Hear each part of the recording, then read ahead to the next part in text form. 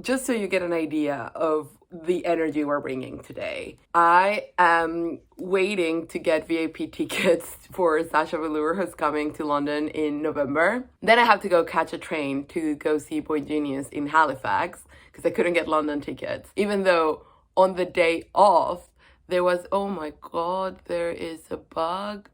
What even is that? Sorry, I need to investigate this. All right, so it was some sort of bee, hopefully not a wasp. I just opened the window so it could get away. It's still there because I couldn't open the window on which it is perched because it's an old window and I can never, it's really hard to open. I haven't opened it in months. I must have opened it at some point. This time I couldn't get it done, so I opened the window that I regularly open, and it still hasn't figured out that that's an option. So we'll see what happens. Oh my god. Even more feral energy. Yeah, on the day of the concert, there were people offering tickets for the London concert. And I was like, well, I already paid for train tickets to go to Halifax. So I'm going to Halifax. And then I was watching this morning, I've gotten into Architectural Digest open door videos. And I was watching Jesse Taylor Ferguson's from Modern Family. One apartment in New York. And he's so funny. I couldn't stop cracking up. If you like his character in Modern Family, it's him. It's basically him. So please go watch it. Oh my god, my coffee. I left my coffee there. Okay, and the last thing that I wanted to say, there was a comment, because it's a New York apartment, so they keep talking about having to optimize storage space. And then someone in the comments, like the most liked comment is like, you can tell he's the son of, oh my god, Jack Pritchett? No. What's the, oh my god. But the dad from Pritchett, Closets, Blinds, and you know what I mean. Roll the intro, I'm gonna get my coffee, let's talk about books. Alright, so I've kind of given up for now until I catch up, labeling these as monthly wrap-ups because they are so behind. But if you must know, these are books that I read in June. So June was Pride Month. However, there was one book that I finished in June that is not part of Pride Month, and that is Purity by Jonathan Franzen. I buddy read this with Dani, and I'm gonna link her Bookstagram down. I was gonna say downstairs. What is my brain today? Down below. This is, oh, how can I describe this? This is like Jonathan Franzen's take on a Dickensian tale. The main character is called Pip, and she is a product of a single mother who's like very protective and very sort of mentally unwell, and she is a journalist and she gets enmeshed in this whole cyber world of like you know, justice hackers and WikiLeaks like thing. He does this thing that Jonathan Franzen always does where it's like it's third person, but each section is one member of, usually it's a family. It goes back and forth and slowly the plot advances, but the main point is that you slowly begin to realize the entire picture and all the implications and all the connections. And that I find works really well for families because it's a family. But in here, whenever it was like one of the men, I just couldn't care less. I just was so bored. I still enjoyed the reading aspect of it because like I like how he writes, and he does some like, he does have some good insights here, but I think it just feels very dated. It's a very old school, big conspiracy look at the internet, which I don't think it's wrong. I just think it's boring to read now. And just, yeah, like these people are connected in sort of, again, Dickensian, unexpected ways, but it's not the same impact as if it was in a family, you know, like when it's your mom, your sibling, it's just like, oh my god. And in here it's kind of like, okay, yeah, I see what you mean. So I would not recommend this except for people really interested, I guess, in the topic, or Franzen completionists, which Dani and I are. So, you know, it's fine. Now some books that I don't have here, which is also not LGBT, but I recommend wholeheartedly. It's Big by Vashti Harrison, and this is an illustrated children's book, and it's lovely, and it's about being big and fat and as a kid and how much that sucks. And it's beautiful because the message isn't like you can stand up to everyone and everyone will be accepting, because then I think that's very confusing when kids find that that is not the case. But it's more about like loving yourself, accepting yourself, understanding that like bodies are different. Also that like you can stand up for yourself, and also like sort of when to let things not get to you, basically. It's just so absolutely sweet. And as I said, the illustrations are beautiful, but also they're like clever. There is a fold out part, sort of the metaphors that it uses to not, I don't think it ever uses the word like fat or anything. It's just like about bigness. And I don't know, it's just really good. I think everyone should read this to their kids. Maybe every adult should read this as well. It's really sweet. I really recommend it. And it's a beautiful object as well. I listened to The Diary of a Bookseller by Shaun Bythel. And he is the famous owner of a bookshop in, I want to say Hay or Wigtown. One of those. But anyways, he is very grumpy and very funny, and I loved listening to this, but I don't think I would have enjoyed it as much reading it. I think like reading it, I would have laughed. It's just like it would have been hard to sort of justify sitting down to read this or like carrying it with me, where I could be reading like sort of more, I don't know, just like more substantial things, I guess. He has apparently like a Facebook page that was like really famous. So I definitely think that it's one you can skip. However, I did find it quite sweet. I got quite attached to the characters or like the people in it. The workers were hilarious, and he is funny, and like listening to a good narrator telling you all this stuff is hilarious. And so I laughed out loud on several occasions. I also work in a bookshop. I think if you work retail, other retail tales will amuse you because you understand the pain but also the joys. If you can find a copy, especially an audio copy, give it a shot. I actually had trouble finding an audiobook after this one because I was so interested and I liked the narrator so much and I liked the characters so much. I was quite invested. That was Diary of a Bookseller. And then my friend lent me My Love Mix-Up Volumes 1 and 2 by Aruko, Wataru, Hinekure. This is a manga and it's really sweet, a comedy of errors manga about... So the main character likes this girl and she lends him an eraser, I think it's, and on the eraser there's this name of the guy she likes, and the protagonist is like, oh no, and for some like weird twist of fate he ends up confessing to the guy even though he doesn't mean to confess to the guy, and so the guy thinks the protagonist likes him, and it's like, oh, I hadn't thought about it, but then he's like really open-minded about it. It's like, maybe let's start as friends and see where he goes. It's like, oh, okay. And then there's like a third friend who is in the mix as well. It's a lot of like complications, but it's quite sweet. It's not overly dramatic.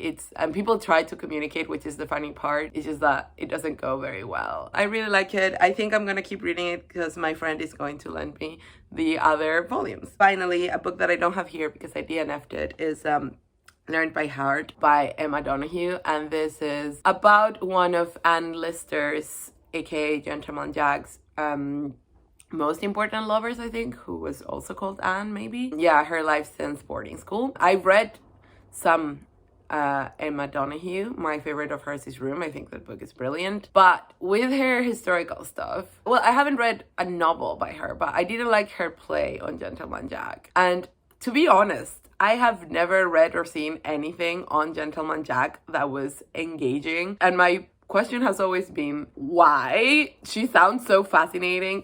Katie just said that the diaries are really good, so I'm going to go pick up the diaries, and so maybe like straight from the source it will be more interesting. But yeah, people keep pumping out these bland works. I don't know. Anyways, my point here being, I read like 10 pages of this. I wasn't feeling it. I'm not discouraging anyone from getting it. If you like sort of, I don't know, like atmospheric historical fiction, then maybe this is more for you.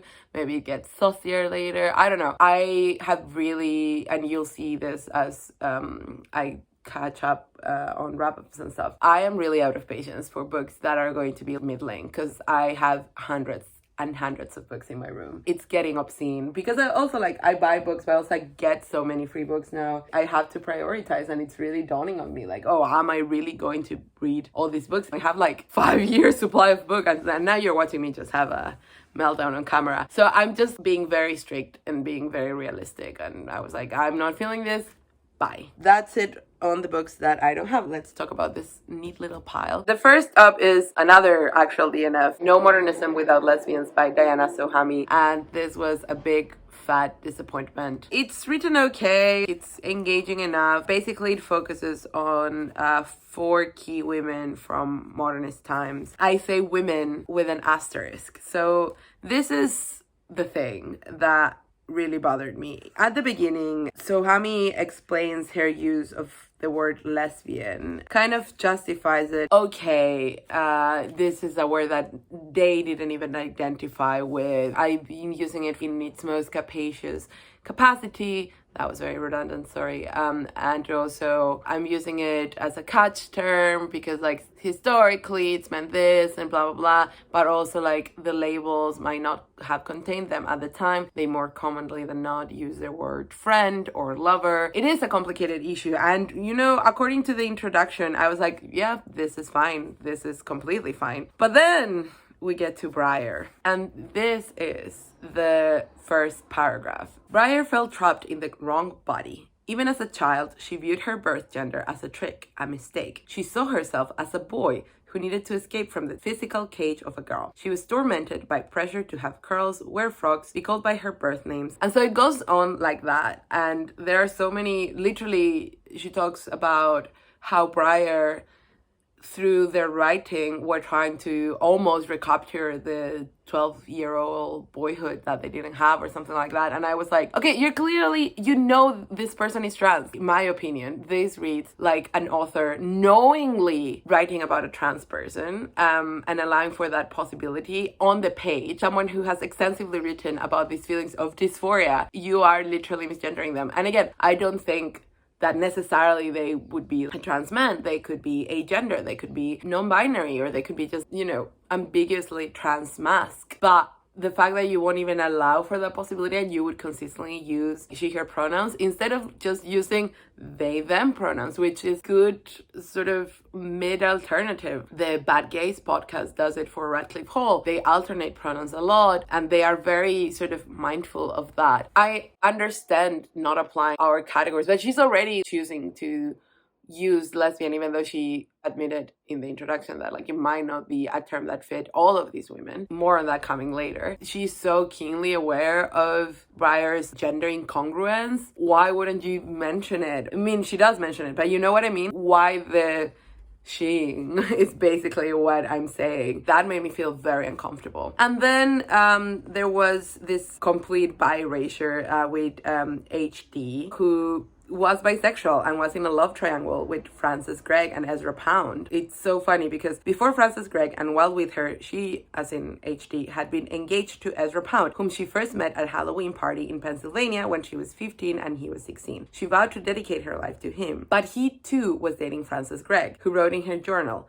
"Two girls in love with each other and each in love with the same man." That is a proper love triangle right there. After that, I was just significantly less enthused by the book, and even though I could have finished it, I was really curious to see what she had to say on Gertrude Stein. I just couldn't do it. Very disappointed by that one. But I'm definitely not disappointed by this following book, which I absolutely adore. One of the best books that I read all year, The Secret Life of Church Ladies by Deesha Philyaw. It's amazing. It is short stories all about the experiences of Black women in the American South. I'm going to link my review that I did for our bookshop down below, just in case you want to check it out. It's not super in-depth, it's mostly just saying the same things, but this is the American edition. Thank you, Danny, for getting it for me. It is so rare to read a short story collection that will both gut you, but also has some really genuinely uplifting stories. The voices in here are multiple, all ages, and so many different backgrounds, and you can definitely see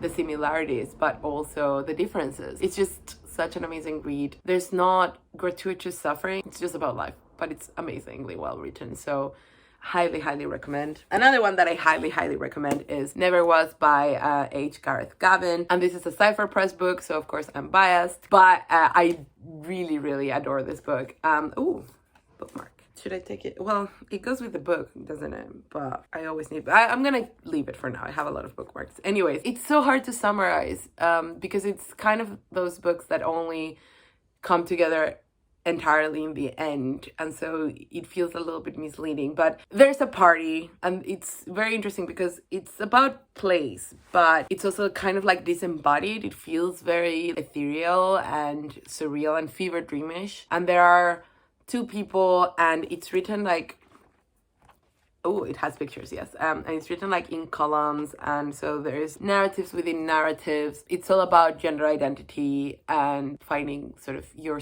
place in space. It's really freaking good. I know it sounds so, I don't know, all over the place when I tell you this, but it is mostly about gender identity, I will say that. But the way that it does that, it's like you're in an archaeological site, and then you're like dusting off stuff, and you are slowly revealing the objects.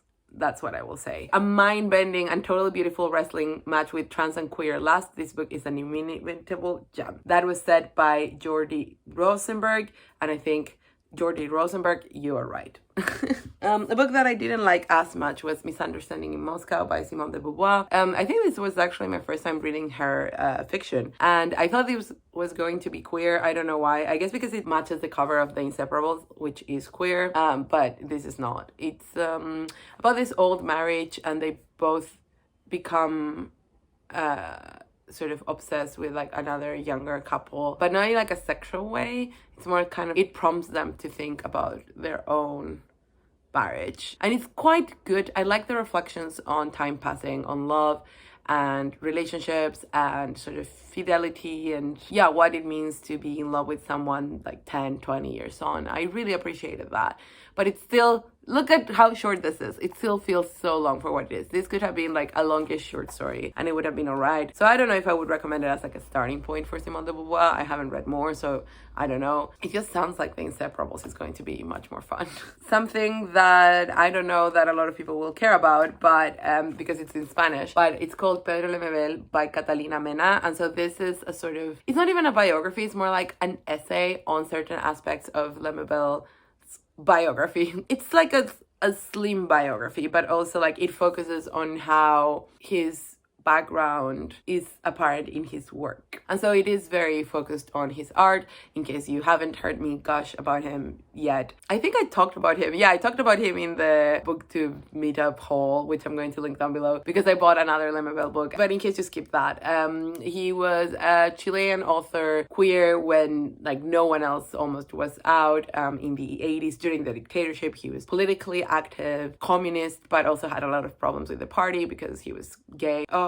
He's just an amazing writer. This was really good. That's why I was going to say, in case anyone cares. It was really slim but insightful. I actually really like these volumes. I also have the Claudia Rao, who was a really great Chilean pianist, and they are like nicely illustrated, and they have pictures, and the people who they hire to write these things, who are different people based on the figure they are profiling. A profile, that's a good word for it. So good to see what they can do in such a slim space. It did give me new insights into his character, and that's all you want. So if you read in Spanish, just read Lemebel, but if you want to read about him, this is a really good, accessible book. Speaking of really good and accessible, I got Pageboy by Elliot Page. I was so lucky that I could receive a review copy of this. I loved it. I've been trying to write a review of this, and it's kind of hard because I don't think it's like the best memoir ever written. I think he is a little too close to the facts right now to sort of extract any sort of coherent theme. It's very episodic, and he does say in the intro that he chose to write sort of in this kind of fragmented, non-linear way. And I think that works. I think it gets the point across. It talks about the relationship between fame and ideas of self and how it can put a young person in such dangerous situations. It talks about coming out and living as a trans person in the public eye. It's hard to recommend because I don't think it's that great, but also it is really well written. Well, I assume he wrote it. I think that is the consensus. But also, of course, I found it personally affecting, and also it was very interesting. If you're interested especially in what it is like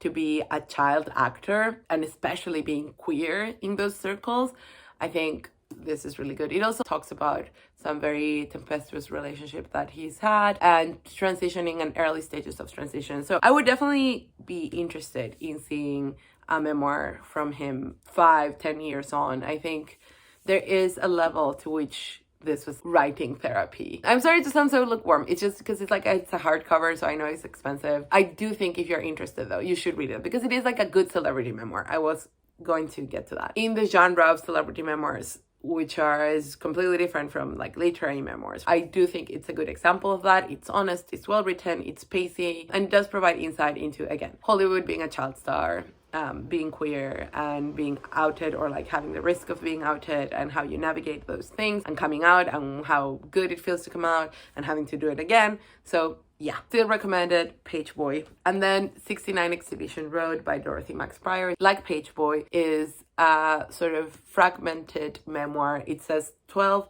true life tales from the fag end of punk, porn, and performance. So it is like disjointed, but there is a sort of path that emerges for Dorothy, who was a drummer and showgirl and just like general artist around the 70s in London. And I just enjoy this so much. She's an amazing writer, first of all, and they are just very interesting. The environment that they moved in was so interesting and fun and stimulating, but also Pryor doesn't sort of shy away from the ugly bits, and it's also quite political. She does talk about, oh, we did like this drag performance and we programmed this and we did this show because it was important. We were in the newspapers and people were calling us deviants, but we kept going. And it's also quite sweet because she does write about like past loves, and one of sort of her best friends who at one point they were together, but then it became more like sibling energy, and like how they navigated that. Such a lovely, lovely book. It has pictures too, which I love. It's just like a lovely object. I love the, oh, now it's not showing any pictures. There we go.